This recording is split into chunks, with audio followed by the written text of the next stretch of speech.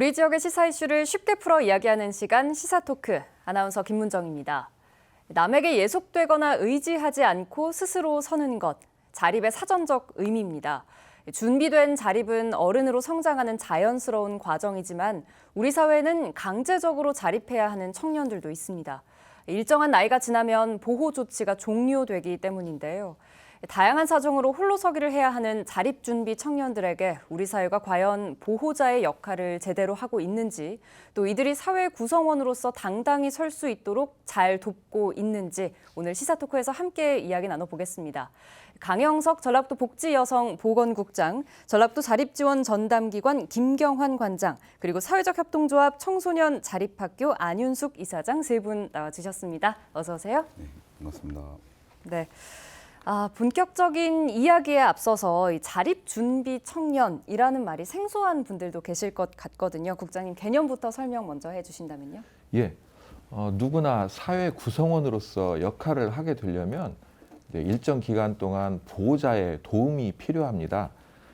여러 가지 사정으로 인해서 보호자 없이 아동복지시설, 즉 아동양육시설이나 공동생활 가정에서 그리고 위탁 가정에서 보호를 받던 아동들이 만 18세가 되게 되면 보호가 종료되고 또 살던 곳에서 자립을 시작하게 됩니다. 이제 과거에는 보호 종료 아동이라고 하는 다소 좀 수동적인 표현이었습니다만 현재는 자립 준비 청년이라고 하는 좀 근사한 표현으로 바뀌었다는 말씀 드립니다. 네, 말씀하신 것처럼 2021년 7월에 정부가 지원 강화 방안을 발표하면서 보호 종료 아동을 가리키던 용어를 이 자립 준비 청년으로 변경하게 된 건데요.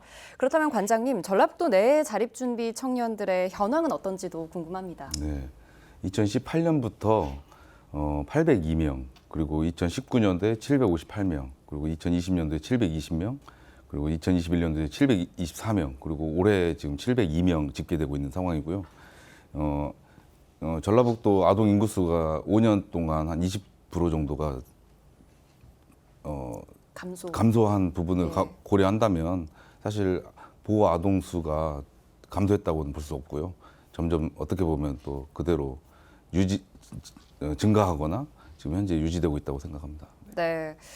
이전까지는 예외 경우를 제외하고는 만 18세가 시설에서 있을 수 있는 최대의 나이였지만 올해부터 법 개정이 이루어지면서 별도의 사유 없이 의사를 존중해서 만 24세까지는 지원을 받을 수 있게 됐습니다. 이사장님, 이런 변화가 이전과 비교해서 얼마나 나아진 건지, 또 법 개정으로 인해서 자립준비 청년들에게 실질적으로 좀 충분한 시간적, 경제적 지원이 이루어지게 됐는지 이런 부분들 말씀해 주신다면요. 네, 이제 자립을 준비하는 청년들마다 상황이나 어떤 이제 그 특성들, 욕구에 따라서 다 다르긴 하겠지만 필요에 따라서는 24세까지 지원하는 게 맞다고 생각을 합니다. 저도. 근데 이제 이 일이 갑자기 바뀐 건 아니고요. 사실은 예전부터도 그렇게 하고는 있었어요. 네. 근데 이제 정책적으로 도입이 되었을 뿐이지. 그리고 이제 시간상으로 이렇게 조금 벌었기 때문에 아무래도 공부를 하고 있거나 또 꿈을 찾아서 이제 자립 준비를 하고 있는 청년들에게는 아무래도 도움이 될 것 같고, 그리고 지원적인 측면에서도 예전에는 이제 뭐 자립 정착금 정도만 가지고 나왔었는데 자립수당이라는 이제 지원금을 더 받게 되었고, 또 익산시 같은 경우는 익산사랑 자립수당을 더 플러스를 해서 줍니다. 그래서 아이들한테 많은 도움이 되고 있다는 측면에서 아마 앞으로 우리 이제 자립을 준비하는 청년들에게 많은 도움이 될 것 같습니다. 네, 그러니까 보다 적극적으로 이제 정부 차원에서 이 자립준비 청년들을 지원해주게 됐다, 이렇게 생각해 볼 수도 있을 것 같은데요. 그렇다면 국장님, 현재 자립준비 청년들에게 구체적으로 어떤 지원들이 이루어지고 있는지, 또 잠깐 이사장님께서도 말씀을 해주셨지만 각 지자체마다 지원 방식에도 조금 차이가 있는지 이런 부분들 말씀해 주신다면요. 예, 지자체마다 좀 상황에 따라서 더해지는 부분들은 있습니다. 제가 여기서 말씀드릴 거는 뭐 일반적인 내용에 대해서 우선 말씀을 드리겠습니다. 자립을 준비하기 위해서 청년들에게 지원되는 내용이 우선 보호 종료라고 하는 표현이 여전히 이렇게 쓰입니다만, 이제 보호 종료 아동들에게 이전에는 3년이었습니다만 현재는 이제 5년으로 늘어서 월 35만 원의 현금이 지원이 됩니다. 그리고 보호 종료 시에 또 일시금으로 자립 정착금으로 800만 원이 지급이 됩니다. 그리고 또 시설에 있는 동안에 만 18세까지 이제 월 10만 원을 통장에 입금을 하게 되면 정부에서 그 1대2 매칭으로 해가지고 조금 더 일반적인 그 적금보다 더 높은 비율로 해가지고 디딤 씨앗이라고 하는 그런 통장 지원 예. 사업이 또 하나가 있습니다. 그리고 현재 우리 관장님도 앞에 계시지만 가장 중요한 자립 지원을 위해서 전담 기관으로서 역할을 해주는 부분들도 있고요. 그리고 또 관장님이 두 가지 역할을 또 맡고 계시는데 우리 전라북도에 희망 디딤돌 전북센터라고 하는 데가 있습니다. 실제로 자립이 되기 전 과정 중에서 사회에 나가기 전에 다양한 뭐 체험이라든지 실습 그리고 주거 환경도 지원을 받는 그런 형태들도 네. 있겠고요. 이런 내용들이 있습니다. 이전보다 조금은 낮은 부분이긴 하지만 절대 충분할 수 없겠고요. 여기서 개인적인 이야기를 드려서 좀 뭐 이상할 수는 있겠습니다만 제가 의대를 만 28살에 들어갔습니다. 저하고 이런 아동들하고 비교를 한다면 제가 얼마만큼 더 큰 보호를 받았나, 이 아동들은 저하고 상대적으로 비교해서 얼마만큼 열악한 보호 상황인가, 이제 그런 부분들 때문에 더 마음이 가고 앞으로도 더해지기 위해서 최선을 다하겠습니다. 예.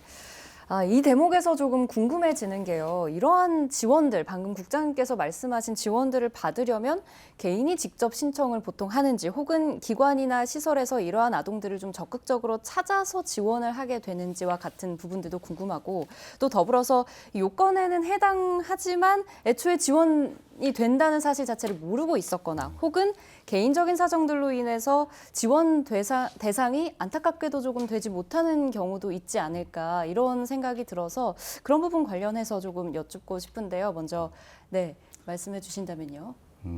사실 감사한 게 자립지원 전담 기관이 올해 설치가 되면서 기존에는 우리 친구들이 자립준비 청년으로 이제 보호 종료가 된 이후에 어디에다 연락을 하지? 어떻게 그 친구들하고 무리를 지어가지고 그 정보를 얻는 그 정보 주체가 그 주변 그 이웃들이었는데 네. 이제는 자립지원 전담기관에 의뢰를 하게 되고 물론 개인이 의뢰를 해야 되긴 하지만 그 자립지원 전담기관이 생기면서 3개월 전에 퇴소 3개월 전에 자립 수립 계획을 수립을 하게 돼 있어요. 정책적으로. 그래서 그 계획을 수립한 거를 토대로 해서 그 국장님 말씀하신 것처럼 어떤 연령대 그 어떤 새로운 결정을 할 때 그래도 상의할 수 있는 어른의 역할을 할 수 있는 자립지원 전담기관이 있다는 거를 우리 친구들한테 오늘 알리고 싶고요. 그리고 네. 지역 주민들께도 이 친구들 어떻게 돕지 했을 때 물론 개인이 도울 수도 있고 어떤 단체가 도울 수도 있는데 이 친구가 지속 가능한 지원 체계를 통해서 자립을 할 수 있게끔 도와준다는 취지로 자립지원 전담기관을 꼭 기억해 주셨으면 좋겠습니다. 네, 국장님께도 조금 덧붙여서 해주실 말씀 있으시다면 좀 들어보겠습니다.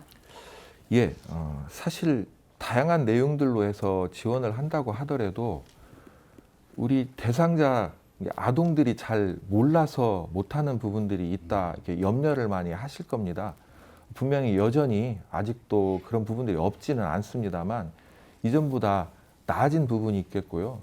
또 몰라서 아니면 어떤 부분이 어려워서 못하는 부분들이 있다면 찾아서 해결하고자 하는 그런 의지가 있기 때문에 앞으로 일반 대중들에게도 이런 부분에 있어서 적극적으로 홍보를 하고 또 취약계층, 우리 대상 보호 종료 아동 제가 표현했을 때 익숙치가 네, 않은데요. 자립준비 예, 청년, 자립준비 예. 청년에게 보다 나은 서비스가 제공이 될 수 있도록 다양한 노력들을 함께 하겠습니다. 네. 그래서 전라북도 자립지원 전담 기관이 있는 것 아닌가 하는 생각이 들어서 사실 관장님께서도 잠깐 얘기를 해주셨지만 구체적으로 어떤 역할들 우리가 하고 있다 조금 홍보 소개해 주신다면요. 이제 그 보호 종료가 되기 전에 자립 준비 청년으로 이제 지금 우리가 정의를 하고 있는데 이 친구들이 3개월 전에 보호 종료 3개월 전에 자립 지원 계획을 수립하게 돼 있습니다. 그래서 그 계획을 수립한 걸 토대로 해서 이 친구가 이제 사회에 나왔을 때 학업을 할 건지 아니면 취업을 할 건지 아니면 어떤 의료 서비스를 받을 건지 여러 가지 어떤 준비를 통해서 좀 더 그 시행착오를 좀 거치지 않게끔 예. 저희들이 상담을 하고 그 계획을 수립한 계기를 통해서 이제 그런 부분들을 자립할 수 있게끔 좀 더 실수를 좀 덜 할 수 있게 하는 역할을 하는 게 이제 자립지원 전담기관의 역할입니다. 거기에 이제 추가적으로 심리 정서 지원 사업을 하게 되고 또 필요하면 경제 지원도 하게 되고 또 그 자립을 할 때 가장 중요한 게 이제 직업을 선택하는 거잖아요. 그 직업을 선택할 때 좀 더 이 친구가 그 적성에 맞게 직업을 선택할 수 있게끔 그런 직업 훈련 과정이라든지 이런 부분들을 체계적으로 서비스를 주기 위해서 저희들이 그런 준비들을 하고 있는 기관으로 기억해 주시면 좋을 것 같습니다. 네. 그렇다면 국장님, 이 자립준비 청년들의 관리가 실제로 어떻게 이루어지고 있는지 궁금하거든요. 왜냐하면 네. 매년 제가 알기로는 전국적으로 사실 2,000명이 넘는 청년들이 그 대상이라고 들었습니다만 이 청년들의 상황을 파악하고 개개인에게 맞는 지원을 하기 위해서 조금 애쓰고 계실 텐데 그럼에도 불구하고 관리를 하면서 생기는 한계들도 조금 있을 것 같고요. 예, 어떤가요? 예, 아까 우리 관장님께서도 말씀해 주신 내용이 이렇게 포함된 건데요. 사실 이전에는 우리 청년들에 대한 관리가 기존에 있던 시설이나 또 개인 그런 분들의 노력으로 해서 더해졌습니다. 그런데 지금은 조금은 부족합니다만 그리고 우리 기관이 금년도 3월부터 업무를 시작을 했기 때문에 지금 이제 처음 시작이라고 말씀을 드리는데요. 그런 전담기관의 노력으로 해서 이전하고는 좀 달리 체계적으로 우리 대상이 되는 청년들에게 다양한 내용이 전달이 되고 사전에 이제 준비가 된다고 하는 게 이전과 다른 내용이라는 말씀을 드리겠고요. 다만 저희가 기관과 함께 이런 업무를 함에 있어서 굉장히 어려운 게 우리 사회의 시각이라든지 또 예산을 편성하는 데 있어서 어려움들이 상당히 큽니다. 생산적인 기관이라고 생산적인 업무라고 생각을 하지 않는 부분들이 개선이 돼야 되겠는데요. 사람을 대하고 사람을 바른 길로 또 인도를 해야 되는 부분들이기 때문에 인적 자원이 굉장히 중요합니다. 뭐 IT라든지 다양한 내용들로 해서 발달이 되긴 했습니다만 사람과의 그 신뢰를 바탕으로 해야만이 첫 발을 내디딜 수 있는 그런 역할들이기 때문에 도에서도 또 적절한 표현인지는 모르겠습니다만 노동 집약적인 그런 업무다 생각을 하고 이전보다 더욱 함께 할 수 있는 그런 인력들을 보강하기 위해서 기관들과 함께 최선을 다하는 그 방향으로 가겠습니다. 네. 같은 질문 이사장님께도 조금 여쭤보고 싶은데요. 예. 네, 저희는 어떻게 보면 좀 공적 영역에서 벗어나 있는 좀 사각지대에 있는 자립 준비를 하고 있는 청년들을 지원하는 조직이라고 할 수 있는데요. 저희는 이제 사회에 이제 첫 발을 딛고 나온 청년들이라 보는 사회에 나와서 어떤 경험들을 하고 있다가 저와 이제 만난 친구들이에요, 청년들이에요. 예. 그러다 보니 이제 이 청년들을 직접 저희는 고용을 하는 형태입니다. 그래서 일자리 창출 개념이죠. 저희가 사회적 협동조합이면서 사회적 기업이기 때문에 직접 고용을 해서 하면 이제 인건비라는 부분이 일부는 지원을 받기도 하지만 일부는 자체 수익으로 해야 되는. 그래서 이제 청년식당 모델이라는 걸 만들어서 아이들 고용해서 이제 이 청년식당 모델이라는 것은 직접 뭐 고용 창출도 되지만 이 속에서 상호 관계, 그러니까 사람과 사람과의 관계를 배우고 그리고 이제 직업의 이해라든지 가치, 윤리를 배우도록 해줍니다. 가장 큰 이제 우리 청년들에게서 문제는 노동 인권의 문제이더라고요. 그래서 이제 그 문제를 좀 어떻게 보면 공동체 속에서 할 수 있는 이제 그런 걸 교육을 하기도 하고요. 그래서 이제 저희 같은 경우는 이제 인력이라든지 지원이라든지 이런 게 너무나 부족하기 때문에 사회복지 공동모금회라든지 대기업이라든지 뭐 여러 가지 크라우드 펀딩 뭐 이런 걸 통해서 저희는 이제 재원을 만들고 그렇게 또 지원을 하기 위해서 노력을 하고 있습니다. 네, 그러니까 이 청소년 자립학교인데 그래서 사회적 협동조합이라는 네, 명칭이 맞겠죠. 앞에 붙어 있는 거군요. 네. 예.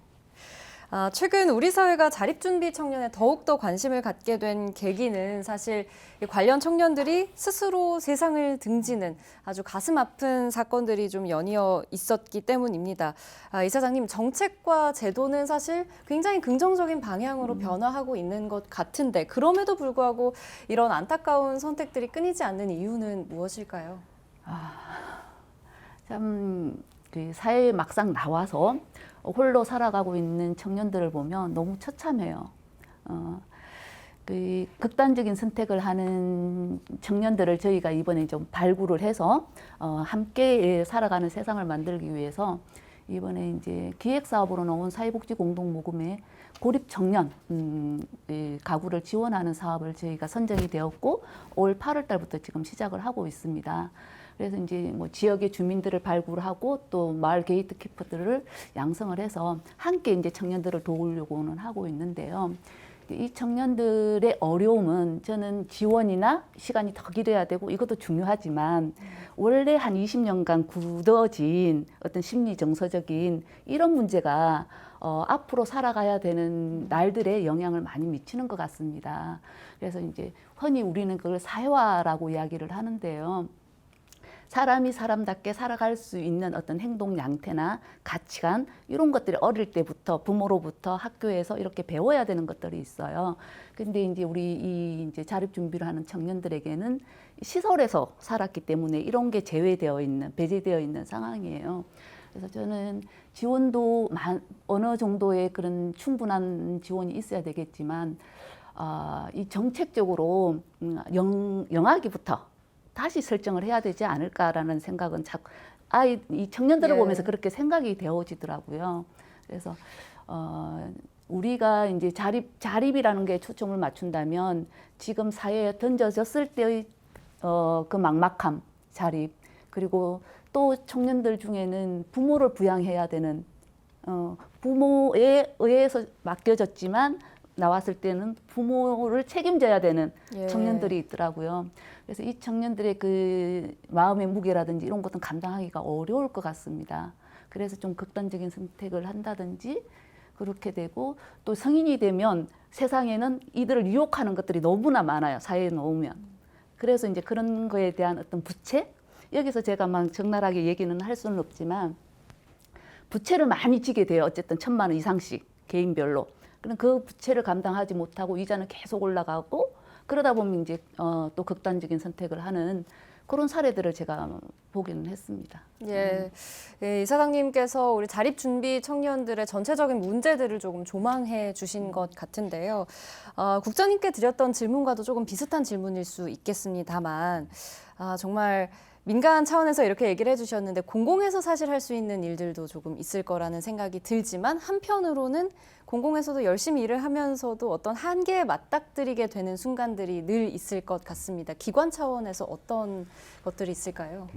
저희가 이제 자립지원 전담 기관이 어찌 보면 공공과 민간의 교두부 역할을 하게 되는 것 같아요. 예. 뭐냐면 이제 자립지원 통합 서비스라는 서비스 대상을 선정해가지고 이제 금방 말씀하셨던 이런 친구들을 자립지원 통합 서비스 대상으로 선정을 해서 경제적 지원이 문제가 발생했을 때 그런 지원을 해줄 수 있는 저희가 그런 구조들을 지금 현재 만들어가고 있고 사실 올해 3월 달에 자립지원 전담기관이 설치가 됐지만 굉장히 빨리 된 지자체거든요. 전라북도가. 예. 사실 이런 부분에 있어서 굉장히 칭찬해드리고 싶고 그리고 이제 희망 디딤돌 센터라고 해서 전북센터라고 해서 저희가 이제 전북에서 20년도에 그 삼성과 공동모금회 그리고 전라북도와 굿네이버스가 이제 사자간 협약을 통해서 지금 덕진구에 소재한 그 오피스텔을 제가 26개실을 구매를 해가지고 이런 지금 이렇게 민간에서의 어떤 위기 상황에 처한 친구들을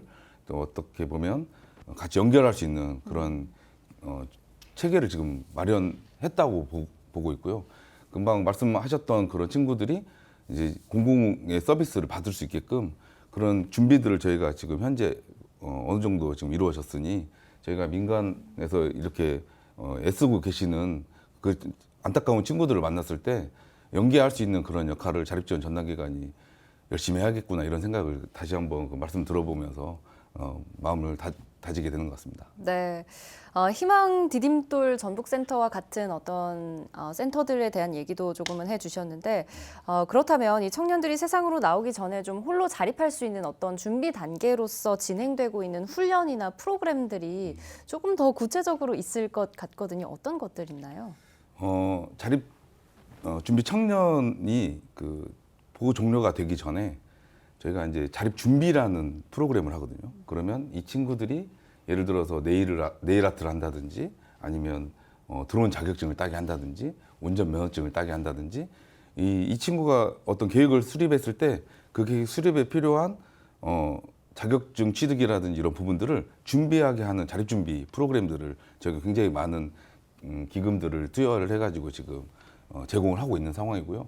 실제로 12명이 드론 자격증을 도전을 했는데 그중에 11명이 드론 자격증을 취득한 사례가 있고요. 그리고 이제 이 친구들한테 그런 프로그램들을 이제 양육시설에 있거나 할 때 제공을 하고 그리고 자립 체험이라는 걸 합니다. 그 저희가 이제 자립 체험을 통해서 1년에 한 240여 명의 아이들이 지금 퇴소 전에 자립 체험을 하게 되는데 그 자립 체험실을 통해서 실제로 혼자 나왔을 때 어떤 것들이 필요한지를 경제적인 부분 그리고 실제로 혼자 나왔을 때 어떤 요리를 해 먹어야 되고 그런 준비들을 하는 그런 아이들한테 체험을 할 수 있게끔 그런 체험 프로그램이 준비가 돼 있고요. 실질적으로 실제로 지금 진행을 하고 해볼 수 있습니다. 있는 이렇게 기관에서 전담하고 있는 역할들 얘기해 주셨는데요. 그 외에 또 그냥 공공 부문에서도 하고 있는 어떤 역할들이 있을까요? 예, 사실 그런 역할들을 민간이나 또 다양한 기관들에서 요구를 할 때 그런 요구에 뭐 충분하지는 않지만 함께하는 내용으로 공공에서 하고는 있는데요. 쉽지는 않습니다. 아까 말씀드린 대로 사실 어떻게 해도 충분할 수는 없는 내용이기 때문에요. 이제 그 최근에 저희들이 그 홀로 선다고 하는 거에 대해서 어떻게 접근을 해주는 게 좋을 것인지에 대해서는 이제 크게 두 가지 분야가 있을 수 있겠는데요. 경제적인 거와 정서적인 부분들을 볼 수 있는데요. 이제 경제적인 것도 지속적으로 확대를 해 나가야 되긴 하겠지만은 정서적인 부분도 굉장히 중요하기 때문에 어떤 문제에 그 맞닥뜨릴 때 누군가와 함께 상의를 하고 극복해 나갈 수 있는 내용들이 정말 중요합니다. 아까 말씀드린 그런 나쁜 선택, 안타까운 선택들을 예방하기 위해서도 매우 중요한 내용이기 때문에요. 현재 우리 도세 또 도의 재정 형편하고 비교를 해본다면 다른 지역보다 조금 더 앞서서 많은 그 일들을 하고 있습니다. 예를 들면 정신건강복지센터에서도 교육청과 함께 또 청소년 대상으로 정신건강을 위해서 다양한 노력들을 하고 있고요. 또 이번에 익산시하고 함께 여성가족부에서 공모사업으로 했던 그 익산 청소년 디딤센터 정신건강 부분을 강화시킬 수 있는 내용입니다. 그리고 이번에 정신건강복지센터에서 전주에 청년 마음건강센터라고 해서 개소를 해서 또 청년들의 정신건강을 위해서 다양한 노력들을 할 계획인데요. 충분하지는 않습니다만 이런 청년들에게 정서적으로 동반자, 또 보호자의 역할을 할 수 있도록 지속적으로 노력을 하겠습니다. 네. 정말 사실 감히 제가 그 입장을 생각해 본다면 정말 자립의 시기가 다가오는 것 자체가 굉장한 부담 그리고 압박감으로도 또 작용할 수도 있을 것 같은데 본인의 의사에 따라서 좀 만 24세 정도까지 지원을 받을 수 있다라고 한다고 하더라도 사실 그 나이는 우리가 뒤돌아보면 그때가 취업 준비생 혹은 뭐 갓 취업하게 되는 아주 여전히 어린 나이잖아요. 그래서 자립 준비 청년들의 고용 기회에 대한 우리 사회의 고민이나 지원이 있는지도 조금 궁금해집니다. 당장의 생계 때문에 조금 질이 낮은 일자리를 선택한다거나 이런 청년들도 조금 있을 것 같다라는 생각이 들면서 이런 부분 어떻게 생각하시는지요, 국장님? 예, 이제 다른 사람의 시각에서 이게 질이 낮은 일자리다 이렇게 표현하는 것보다는 우리 청년들이 원하는 일자리냐, 그리고 또 우리 사회가 그런 일자리를 충분히 제공을 해줄 수 있느냐, 이제 그런 고민들이 여전히 뭐 우리 공공에도 있습니다. 아까 우리 관장님께서도 말씀해 주신 것처럼 그런 일자리 박람회를 통해서 청년들에게도 알리고, 또 그 박람회가 청년들에게만 알리는 게 아니고 일자리를 창출하는 그런 그 기업들에게도 근사한 인력 자원들이 있습니다 하는 그런 소개의 기회가 되기도 하기 때문에 기관을 통해서 다양한 노력들을 하고 있고요. 또 우리 이사장님께서 지금 현재 그런 귀중한 역할을 해주시고 계십니다. 앞으로 이제 그런 내용들에 대해서 공공에서도 적극적으로 함께 할 수 있는 방법들을 찾아가겠습니다. 아까 청소년 자립학교 관련한 이야기를 통해서 이 고용 창출의 기회를 조금 제공한다라는 말씀 잠깐 해주셨는데요. 청년들을 위해서 어떤 고용 기회들 구체적으로 예를 들어서 청소년 자립학교에서 활동을 하게 된다면 청년들이 어떤 기회들을 얻을 수 있게 되는지 이런 부분들도 궁금합니다. 네, 저희 이제 청소년 자립학교는 이제 1기생으로 시설에서 퇴소하는 비행 청소년들이 들어왔었고요. 2기생들은 이제 가출 청소년, 학대 받은 청소년들이었고, 3기생들이 이제 자립을 준비하는 청소년들이 한 13명 정도가 들어왔었습니다. 이 청소년들 중에는 주거가 필요한 청소년들에게는 이제 주거 지원 사업을 했었습니다. 저랑 같이 먹고 사는 주거 지원 사업을 하고, 또 이제 앞서서 말씀드렸듯이 이제 기초 이제 이런 어떤 교육 이런 게 안 되어 있는 청소년들에게는 기초 역량 강화 사업들, 그리고 심리 정서 사업, 그다음에 기초 체력 강화 사업 이런 걸 저희는 이제 전반적으로 하고 있고, 그 중에 이제 하나 가장 중점을 두는 게 저희는 이제 취창업 지원 사업이에요. 우리 이제 자립을 준비하는 청소년들이기 때문에, 그래서 이제 저희는 비즈니스 모델을 직접 갖고 해야 되겠다라는 생각을 해서 청년 식당 1호점과 2호점 모델을 만들었고, 그다음에 이제 로컬푸드 직매장과 이제 협력해서 청년 카페 사업을 만들었습니다. 이렇게 지점들을 만들어서 고용 창출을 하기도 하는데요. 이제 이런 것들이 확대가 되다 보니까 이제 그 기업에서 모 기업에서 이 보호 종료 자립을 준비하는 청소년들에게 이제 일자리를 만들어 달라고 이제 뭐 이렇게 기부금을 기탁을 해주셔서 저희가 청년식당 2호점을 만들었거든요. 이제 그런 결과를 얻어내기도 하고, 결과적으로는 저희는 이제 하나의 어떤 사업에 중점을 두는 건 아니고요. 이 이제 자립을 준비하는 청소년들은 부모도 필요하고 친구도 필요하고 가족도 필요하고요. 그다음에 지역 사회에서 어떤 이제 함께 할 수 있는 공동체도 필요해요. 이걸 저희들이 함께 해주는 역할을 한다고 보시면 됩니다. 네. 듣다 보니까 사실 이 고용 기회 자체를 제공하는 것도 중요하지만 그 지속성의 문제도 조금은 고민을 해봐야 할 시점이 아닌가라는 생각이 드는데, 이에 대해서는 어떻게 생각하시는지요? 제가 만난 이제 자립을 준비하는 청소년들은 지속되기가 너무 어렵다라는 생각을 했습니다. 일단은 이제 불신감, 사회에 대한 불신감들이 굉장히 많더라고요. 긍정적으로 반응은 하는데 되돌아서면 그 반응에 대해서 잊어버리는 거죠. 그래서 이제 새로운 또래들에 대한 그런 영향력을 더 많이 받고, 그리고 이제 앞에 나가고 있는 선배들의 영향을 많이 받아서, 아까 이제 생산의 질, 그 고용의 질을 얘기하셨는데요.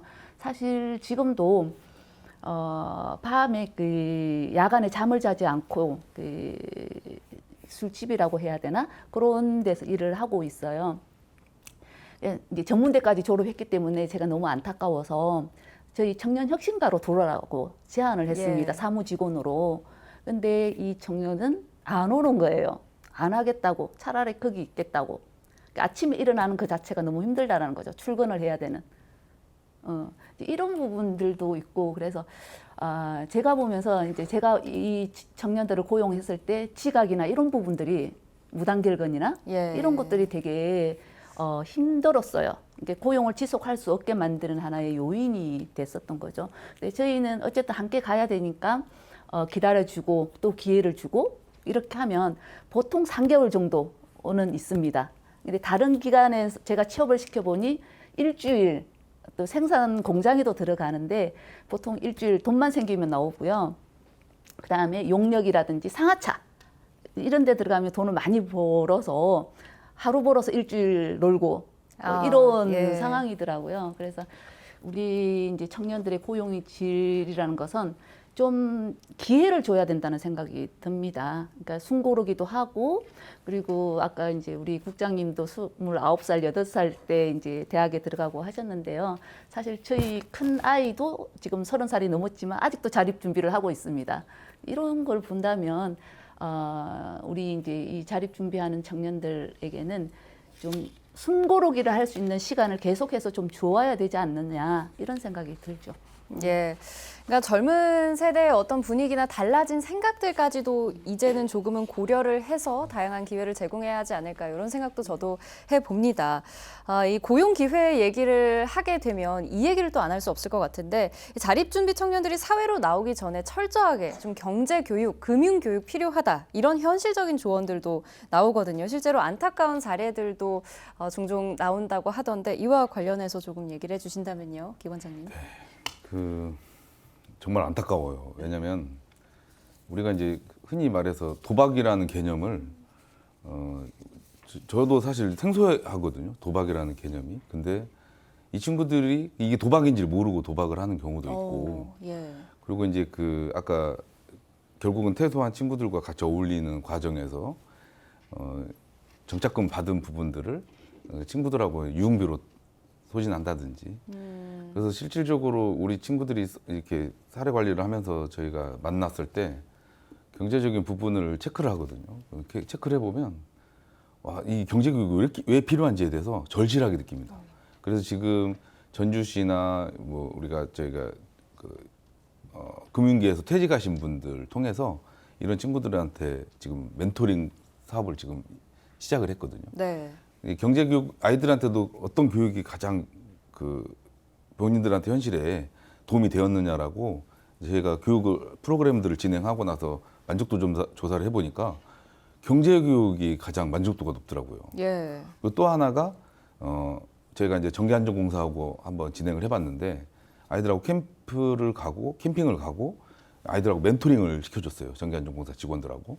그랬더니 이 친구들이 이 정기안전공사에서 이제 일을 하면서 친구들하고 대화를 하면서 이 친구들이 많은 것들을 생각하고 변화가 되더라고요.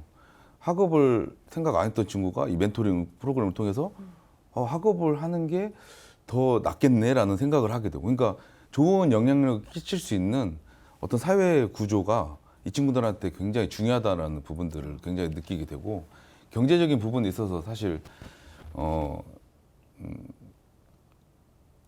저희 어떤 지역에서는 한 번에 정착금을 주는 게 아니고 어떤 교육을 통해서 단계적인 어떤 정착금들을 지원을 하는 지자체도 있어요. 예. 저희도 지금 사실 전라북도도 그런 준비들을 조금 해 나갈 예정이고 실질적으로 지금 도와 협의 중입니다. 그런 부분들을. 그래서 그런 정책들을 저희들이 아이들한테 정말 도움이 되는 부분들을, 현실적인 도움들을, 경제적인 탈피할 수 있는 방법들을 제시할 수 있는 여러 가지 도전들을 하고 있는 상황이고, 우리 친구들이 만약 이 방송을 본다면 일단 돈을 어떻게 써야 될지 잘 모르면 먼저 상담을 좀 받고 그런 부분들을 좀 도움을 받아서 경제적인 부분에 있어서의 문제로 본인의 힘듦이 좀 줄어들었으면 하는 바람을 좀 가지고 있습니다. 예, 기관장님의 진심이 아주 가득 전해지는 그런 말씀이었던 것 같습니다. 정말 그 시기에는 사실 또래 요인의 영향을 굉장히 많이 받는 시기이기 때문에 아무래도 더 좋지 않은 쪽으로 좀 갈 수도 있는 소지가 있는 것 같은데요.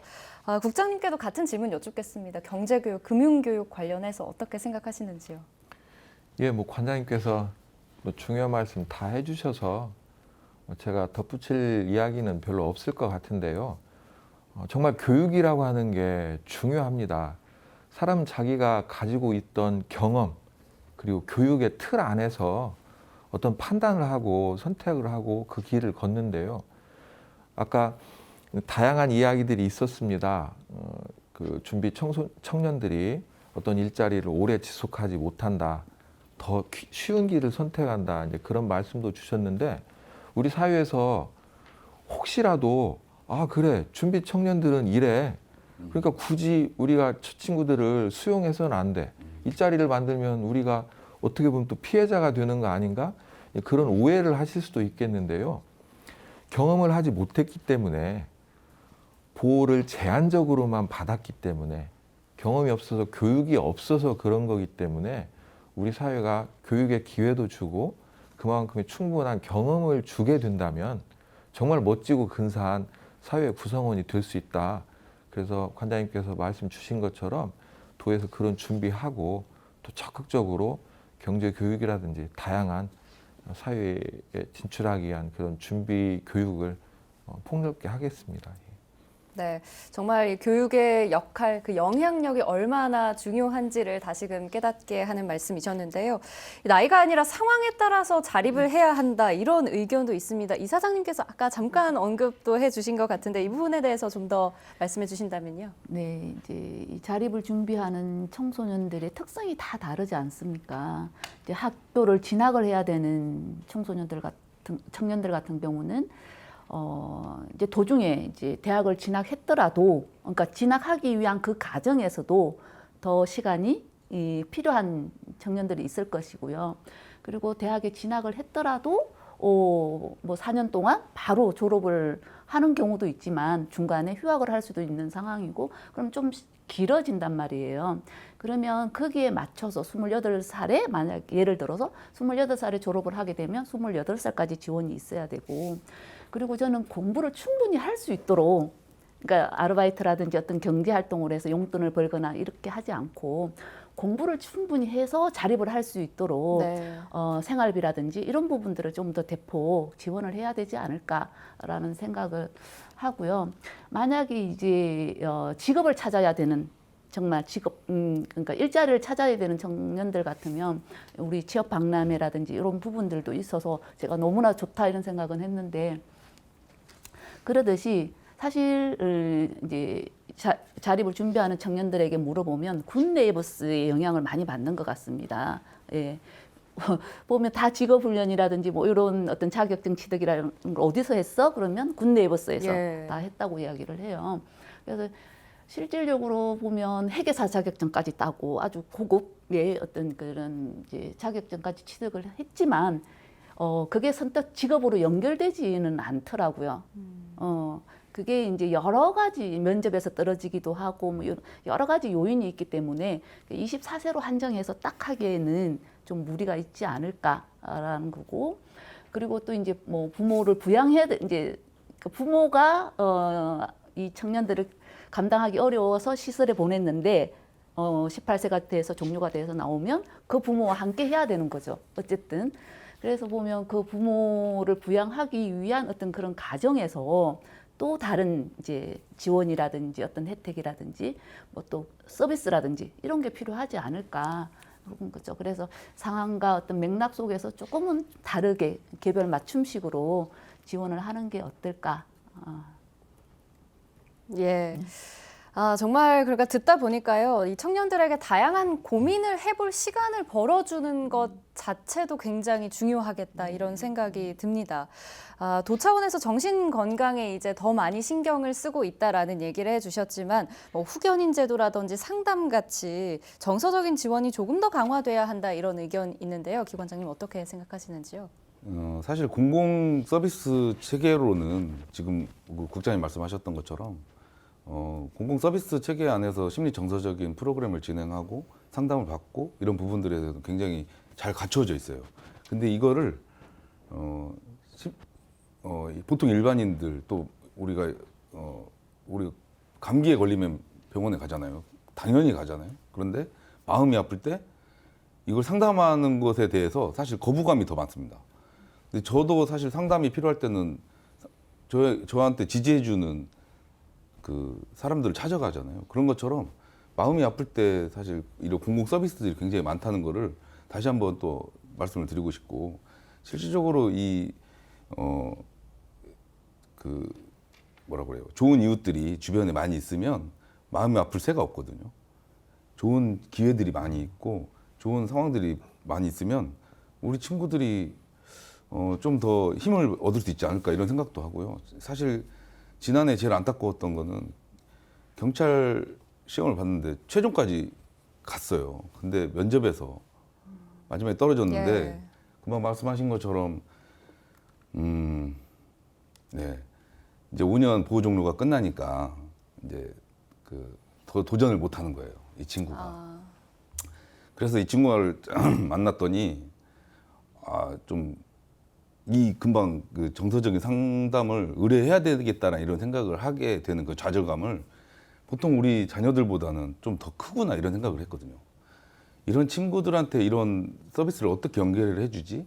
그러려면 우리가 좀 더 이 아이들을 더 들여다보고 더 많은 것들을 해줄 수 있는 진짜 준비들을 많이 하고 있어야 되겠구나. 근데 오늘 또 만나서 말씀 나누다 보니까 우리 어른들끼리 얼마나 많은 소통을 해야 될지에 대한 오늘 고민을 또 다시 한번 예. 과제를 한번 또 갖게 되는 것 같습니다. 예, 정말 많은 노력들이 필요할 것 같은데 오늘 시간이 이제 거의 다 마무리가 되어 가는 것 같습니다. 그래서 마지막 발언 들으면서 오늘 이 시간 마치도록 하겠습니다. 세 분 간단하게 좀 말씀해 주시면 좋을 것 같은데요. 먼저 국장님 해주신다면요. 예, 인생에 있어서 보호자는 정말 중요한 것 같습니다. 준비하는 청년들에게 우리 모두가 보호자가 될 수는 없습니다. 하지만 우리 사회가 응원해 줄 수 있고 또 동반자적인 역할을 할 수 있는 환경을 만들 수는 있습니다. 다양한 노력들로 함께 하기를 바랍니다. 예, 이사장님께도 부탁드리겠습니다. 네. 저희는 이제 민간 차원에서 이제 자립을 준비하는 청년들에게 따뜻한 가족이 되고 이웃이 되고 그리고 이제 이 청년들에게 어떤 이제 숨고르기를 할 수 있는 기회와 시간을 줄 수 있는 그런 이제 기관이 되고자 저희가 설립을 했기 때문에 이제 홀로 이제 내몰린 그런 상황이 아니라 지역 사회와 함께 할 수 있는 그런 자원들이 지역 곳곳에 있다라는 것을 우리 이제 자립을 준비하는 청년들이 알고 같이 해주기를 저는 이제 간절히 희망을 합니다. 기관장님께서도 한 말씀 해주시죠.